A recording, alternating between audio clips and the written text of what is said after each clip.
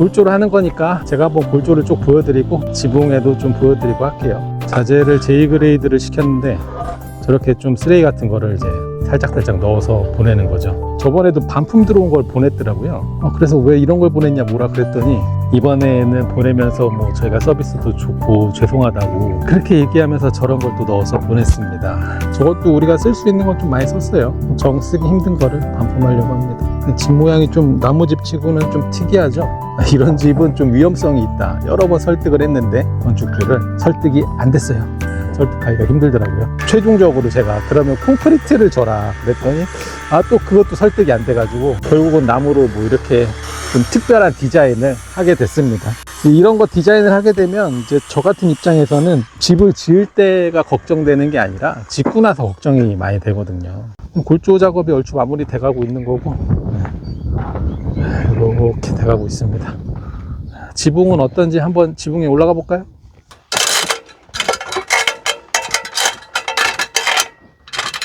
이렇게 보면 이게 지금 선장을 이제 한 거잖아요. 이게 실링이라고 하는데 2층이 생기면 이게 조이스트가 되는 거고 이처럼 단층이면 실링이 되는 건데 이 플랫폼 방식 할 때는 실링이 굉장히 중요해요.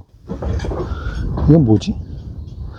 뭐 하여튼 간에 지붕 작업을 하는 거고 집이 커요. 단층인데 단층 50평 이런 게 좋은 거죠. 이런 게 돈 버는 집입니다. 하지만 집 모양이 이러면 돈을 못 벌어요. 집 모양이 이런 박공이나 피부로 돼 있어야지 되는데 이런 집은 좀 힘든 집입니다.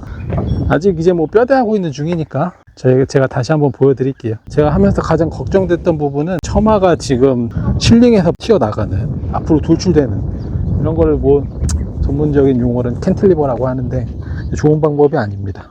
좋네. 이렇게 되면 여기다가 합판 깔고 뭐 이런 창고로 써도 돼요. 공조 장치가 들어간다든지 제습기가 들어갈 때는 지붕 위에다 장비실을 만들고 여기다 이제 짐 같은 것도 넣어 놓을 수 있고 그래서 뭐 다락방 쓰기에는 좀 무리가 있지만 투식스 실링이 이게 약한 게 아닙니다. 그런 장비실이나 그 창고 같은 걸로 해도 이제 좋은 거죠. 그리고 여기 보시면은 이렇게 그 오픈이 돼 있는데 이런 게 안 좋은 거죠. 지금 목조주택은 다 플랫폼 방식인데 이 플랫폼의 일부를 잘라내는 이게 잘라낸 거죠. 실링을 천장을 이렇게 이어주는 이 실링이 왜 중요하냐면 이 벽체가 흔들리지 않게 잡아주는 거기 때문에 굉장히 중요합니다. 최소한으로 오픈할 수 있는 것만 잘라내고 나머지는 이렇게 실링이 다 작업이 되어 있는 걸로 되어 있습니다.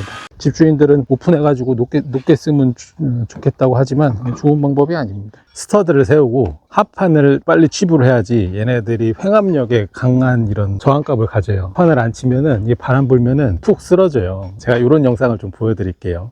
미국에 있는 건데 합판을 안 치고 이 밑에 1층에 스터드가 하중을 못 받치는 겁니다. 약간의 횡압력만 불어줘도 그냥 푹 싹 주저앉는 그런 현상이 발생된 거죠.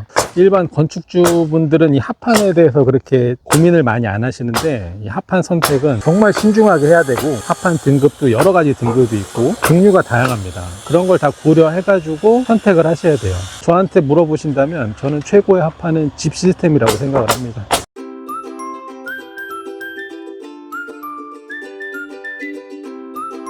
네, 지붕은 이렇게 쭉 되고 있고요. 좋네. 이렇게 시트지도 또 제가 일반적인 시트지를 사용을 안 합니다. 제가 시트지 할 때 보여드릴게요. 완전 퍼펙트한, 특히 이렇게 지붕각이 낮은 지붕을 할 때는 시트지 좋은 거 써야죠. 일반 뭐 부직포로 된 거 펄트는 안 좋아요. 완전 수증기까지 막아주는 그런 시트지가 있습니다. 이 나무가 많이 들어갔어요. 이 집 내가 박공으로 하라고 박공이나 힙으로 하라고 금액적으로 절감도 되고 집도 견고하고 안정적이다 그렇게 설득을 하려고 했는데 설득이 안 됐습니다.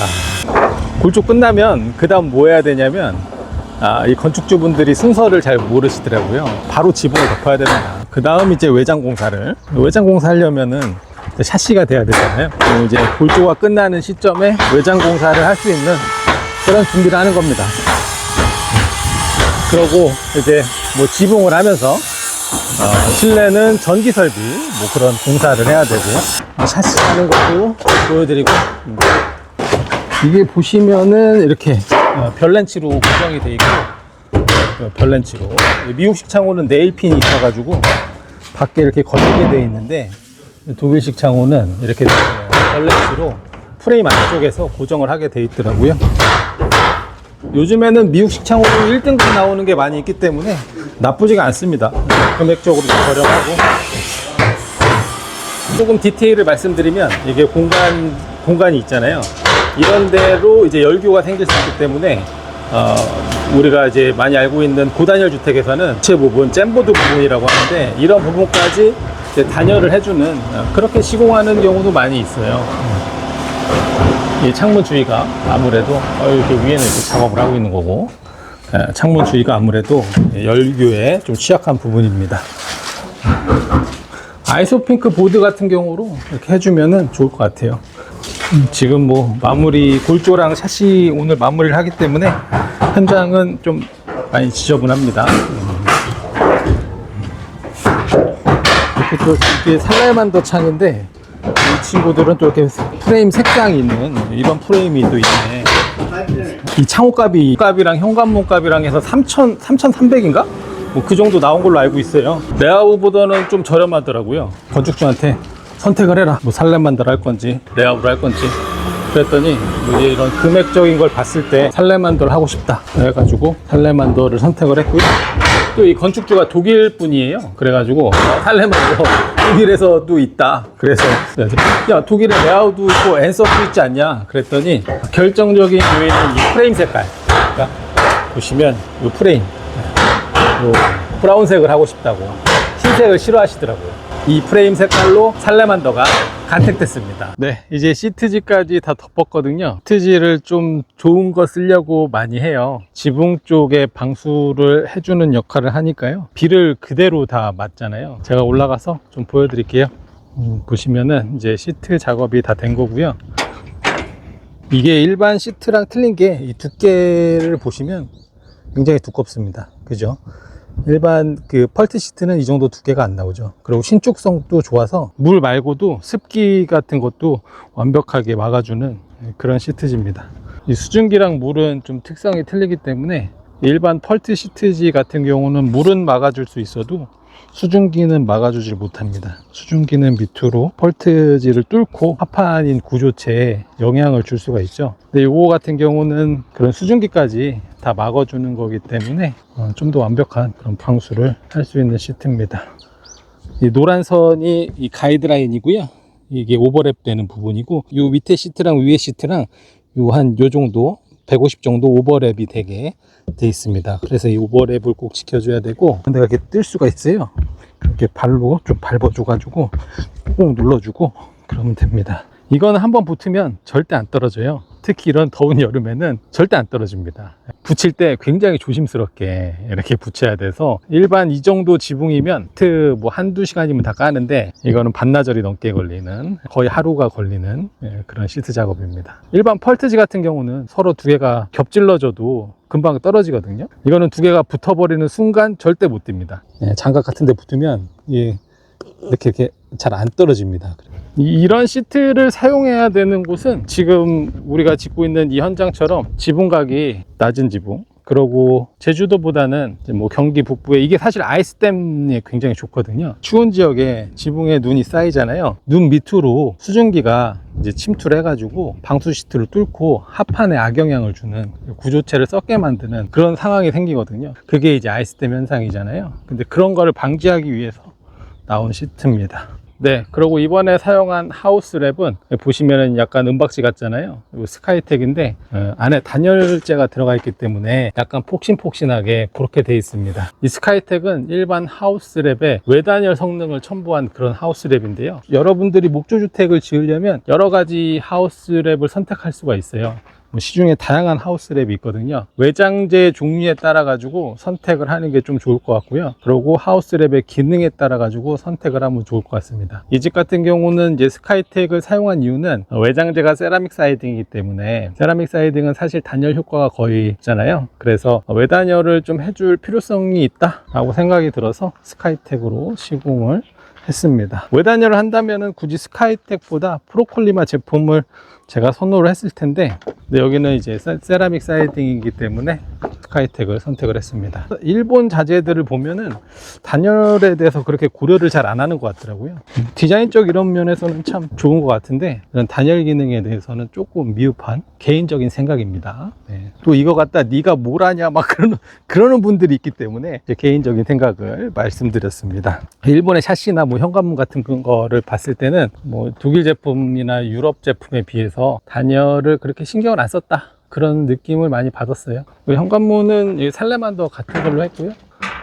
요거 이제 PVC 현관문인데 내구성이 그렇게 좋지는 않더라고요. 이 PVC 현관문이. 현관문 같은 경우는 수시로 열고 닫고 하는 그런 도어이기 때문에 저는 내구성을 중점적으로 생각을 많이 하는데, 건축주가 나는 그래도 살레만더 하면은 뭐 살레만더로 해야겠죠. 우리 집이 아니기 때문에 해달라는 대로 해주는 겁니다. 오늘 제가 전기랑 현장에서 미팅을 했는데, 이번 주에 계획은 전기 작업을 끝내는 거고, 그리고 다음 주에 계획은 설비 작업을 끝내고 방통을 치는 겁니다. 그러면서 외부에서는 이제 처마, 여기 보시면 좀 처마 부분 있잖아요. 여기 마감을 싹 하고 외부 마감을 하는 게 다음 주부터 플랜입니다. 그거에 맞춰서 저도 같이 움직이는 거죠. 좋네요.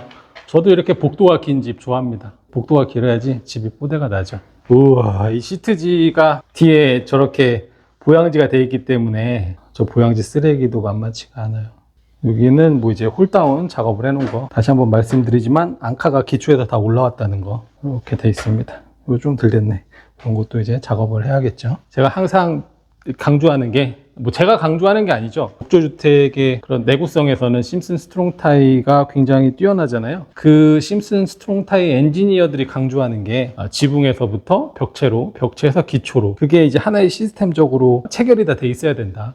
그거를 굉장히 강조합니다. 허리케인 타이, 그리고 홀다운, 이런 게 굉장히 중요하다고 수시로 말하고 있어요. 네, 여러분, 제가 골조하는 중간부터 지금까지 이렇게 쭉 보여드렸거든요. 뭐 간간히 영상을 찍어서 보여드린 거라 두서는 없지만 제 나름대로 여러분들이 좀 기억하면 좋을 내용을 전달해 드리려고 노력을 많이 했습니다. 이제 골조가 끝나면 그 다음 뭘 해야 되냐면, 실내는 전기 설비 작업할 준비를 해야 되고요. 그리고 외부는 외부 나름대로 외장 마감을 할 준비를 해야 되잖아요. 이런 외장 마감을 할 때는 벽체와 지붕재가 만나는 부분, 아니면 이 집처럼 지금 처마가 많이 튀어나와 가지고 좀 기형적인 지붕을 갖고 있을 때는 프레싱 작업 같은 거를 굉장히 중요하게 잘 해줘야 됩니다. 그런 프레싱 디테일을 좀 연구하는 그런 거를 여러분들이 할 수 없으니까, 여러분들의 건축업자나 건축사 사무실과 잘 협의를 해가지고 물의 침투를 막아주는 그런 프레싱 작업을 외장을 하기 전에 꼭 잘 해줘야 되고요. 이 집 같은 경우는 며칠 전에 징크랑 제가 현장에서 만나서 프레싱을 어떻게 접어라, 이렇게 다 그려주고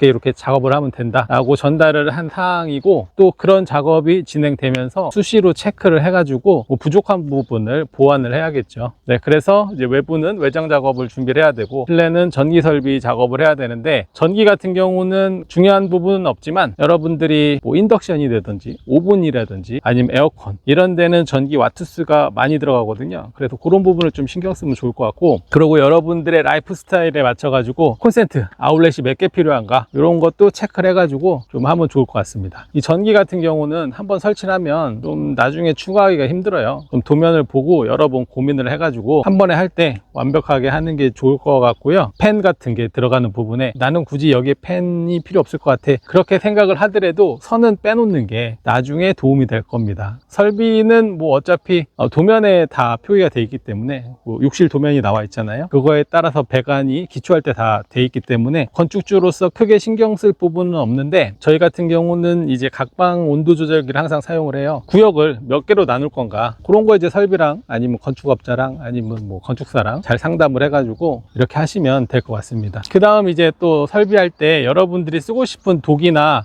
이런 수전이 있잖아요. 그런 스펙을 미리 알아두시면 그거에 맞춰서 이렇게 다 수전 높이나 이런 거를 작업을 해 놓으면 좋죠. 그게 안 되면 나중에 마감할 때 고생을 많이 할 수가 있습니다. 이런 설비 전기 같은 경우는 이 지금 중간에 작업하는 거는 마감을 꼭 생각해서 작업을 해야지, 마감을 생각 안 하고 막 했다가 나중에 마감이 안 되는 그런 경우도 많이 있으니까, 여러분들이 쓰고 싶은 자재의 그런 스펙을 먼저 한번 확인해 보시는 게 좋을 것 같습니다. 집을 지을 때 신경을 많이 쓸 수밖에 없어요. 미리 사전에 체크를 여러 번 해서 신경을 가장 안 쓰는 게 좋겠죠. 네, 제가 골조하는 모습을 뭐 중간부터 간간히 보여드렸고요.